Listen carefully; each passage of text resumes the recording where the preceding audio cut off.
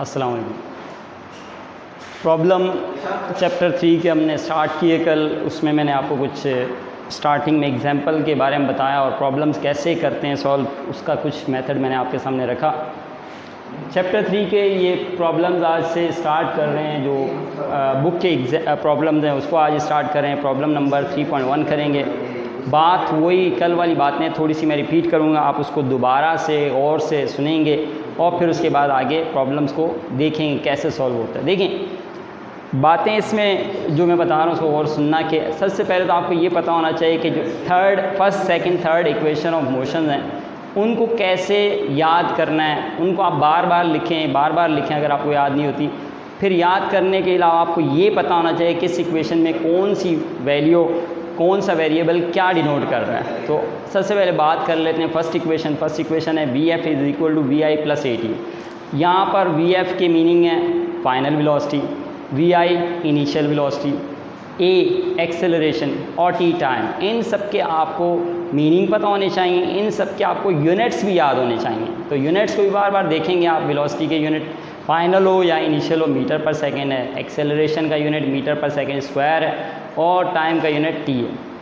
अच्छा, इसके अलावा एक बात आप और याद रखेंगे कि जब भी हम बात करते हैं आपको, जैसे यहाँ पर देखें प्रॉब्लम में एक्सेलरेशन की, तो एक्सेलरेशन अगर बॉडी के अंदर मौजूद है तो एक्सेलरेशन के लिए तो हम फर्स्ट सेकंड थर्ड इक्वेशन लगाएंगे। अगर लेकिन कांस्टेंट स्पीड होती है, एक्सेलरेशन का जिक्र नहीं होता, तो वहाँ पर आप सिंपल फार्मूला लगाते हैं V=S/T। ये फार्मूला लगाते हैं और वेलोसिटी यहाँ से निकालते हैं। अब जो हमारा पहला प्रॉब्लम है उसकी बात करते हैं कि कैसे सॉल्व होगा। देखें अब ये प्रॉब्लम है 3.1, पेज नंबर 44 पे आपको ये मिलेगा।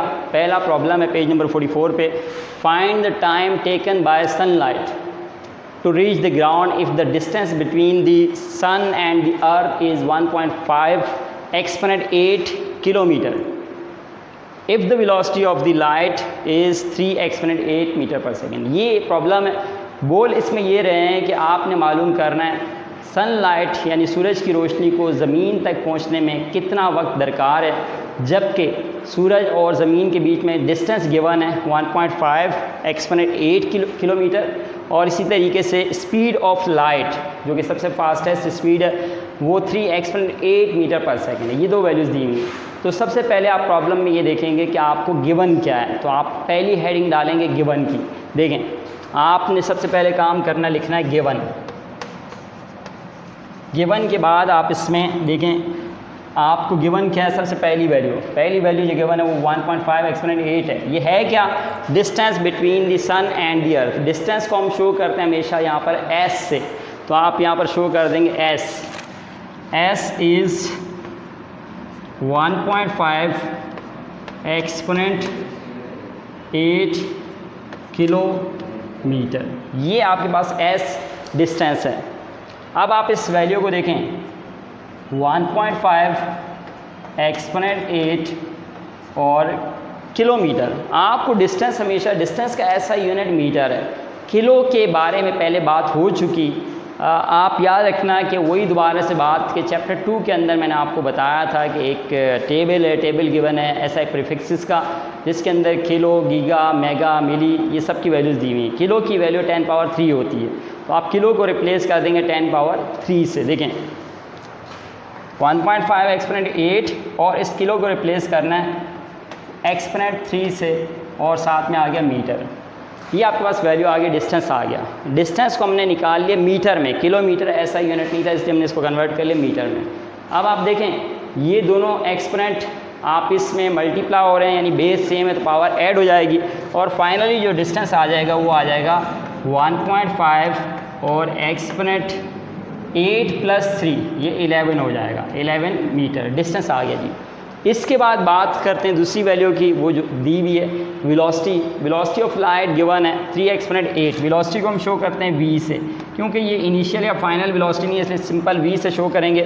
V is equal to 3 exponent 8 और मीटर पर सेकेंड। ये वेलोसिटी का यूनिट है, याद रखना आपने। तो इसको इस तरह भी लिखते हैं, इस तरह भी लिखते हैं, दोनों तरह से लिखा जा सकता है। ये तो दो वैल्यूज़ गिवन है। फाइंड क्या करना है? Time taken. सूरज की रोशनी को ज़मीन तक पहुंचने में कितना वक्त लगा वो फाइंड करना है। T फाइंड करना है। तो आपको फाइंड के अंदर आप लिख देंगे टी।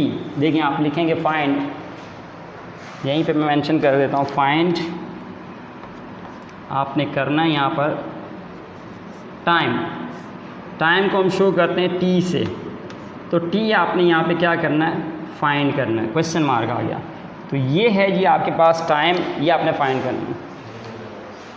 अब ये जो डाटा आपके सामने मैंने लिखा, ये 1 लिखा, 2 वैल्यूज़ थी, दोनों वैल्यूज़ लिख दी, ऐसा ही यूनिट में लिख दिया, और टाइम फाइंड करना है। फाइंड करने के लिए हम इक्वेशन और मोशन पे नहीं जाएंगे, क्योंकि एक्सेलरेशन का जिक्र नहीं है, एक्सेलरेशन यहाँ पर नहीं है, इसलिए आप क्या यूज़ करेंगे, सिंपल फार्मूला यूज़ करेंगे, ये वाला। देखें आप जब भी सॉल्व करेंगे प्रॉब्लम तो लिखेंगे सोल्यूशन, ये सोल्यूशन लिखा। सोल्यूशन लिखने के बाद आप लिखेंगे using formula, using formula. Formula आपने कौन सा यूज़ किया, यहाँ देखें ये फार्मूला है जी, v = s/t, ये फार्मूला है। इस फार्मूले में से हमें तो फाइंड टाइम करना है, तो हम इसमें से टाइम को सेपरेट कर लेते हैं। t उस तरफ चला जाएगा, v से मल्टीप्लाई होगा, v इसकी जगह पर आ जाएगा, यानी ये दोनों आपस में रिप्लेस हो जाएंगे एक दूसरे की जगह पर। वैल्यू ये इस तरफ आ जाएगी और ये इस तरफ आ जाएगी, मल्टीप्लाई हो जाएगा, यहाँ पे ये आ जाएगा इस तरह से t, और यहाँ पर आ गया s/v।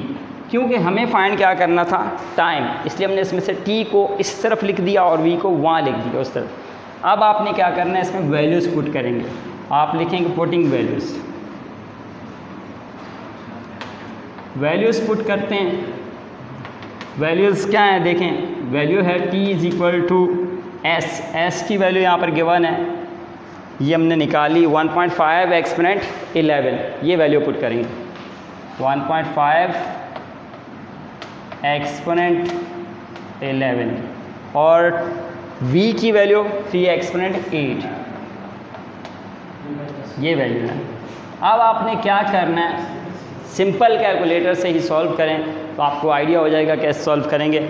1.5 को 3 से जब डिवाइड करेंगे, हमारे पास 1.5 को 3 से डिवाइड करने पर आएगा 0.5, तो 1.5 को 3 से डिवाइड का आंसर आ गया 0.5। ऊपर है, इन दोनों को तो डिवाइड कर दिया, एक्सपोनेंट्स को डिवाइड नहीं करें, इसको क्या करें, एक्सपोनेंट 11 ऐसे ही लिखा रहने दें। ये जो नीचे से वैल्यू एक्सपोनेंट 8 है, इसको ऊपर लेकर आएंगे तो इसकी सिर्फ पावर प्लस से माइनस हो जाएगी, यानी साइन चेंज हो जाएगा इस तरीके से। और अब आपके पास आ गया फाइनली t = 0.5 एक्सपोनेंट 11, दोनों बेस सेम है, पावर आप इसमें आप सॉल्व कर देंगे इस तरह से, और अब आप इसको माइनस कर दें, आपके पास आ गया 0.5 और एक्सपोनेंट 11 - 8 आता है 3, और एक्सपोनेंट 3 का मतलब होता है 1000। ये बात आप याद रखिएगा, 0.5 और एक्सपोनेंट 3 का मतलब 1000। एक्सपोनेंट 2 होता है तो 100 होता है, एक्सपोनेंट 3 होता है तो 1000। अब आप इन दोनों को मल्टीप्लाई करेंगे, फाइनली आपके पास आ जाएगा 500, और आंसर में हम सेकंड लिखेंगे। देखें अगर पेपर में आपको क्वेश्चन देते हैं, आप आंसर यहाँ तक भी लिख दें काफ़ी है, लेकिन बुक में आंसर उन्होंने सेकंड में नहीं दिया हुआ। टाइम आंसर तो हमारा यही आएगा, लेकिन आप बुक से आंसर मैच करने के लिए बुक में आंसर उन्होंने मिनट्स में कन्वर्ट किया है, इसलिए आप इसको मिनट्स में कन्वर्ट करने का भी तरीका बताता हूँ। 60 से डिवाइड करना है, क्योंकि 1 मिनट में 60 सेकेंड होते हैं, इसको 60 से डिवाइड कर दें 500 को। कैसे, देखें 500 लिखा, इसको आपने इस तरह से डिवाइड किया 60 से, और अब आप क्या करेंगे, 60 का टेबल पढ़ेंगे 500 तक, तो आप देखें कितना आएगा। 60 को 8 से मल्टीप्लाई करें तो आ जाएगा 480 आ जाएगा, 480 आ गया। अब आप 60 का टेबल 8 तक पढ़ा, 480 आ गया। अब आप इन दोनों को माइनस कर दें, फाइनली बच गया 20।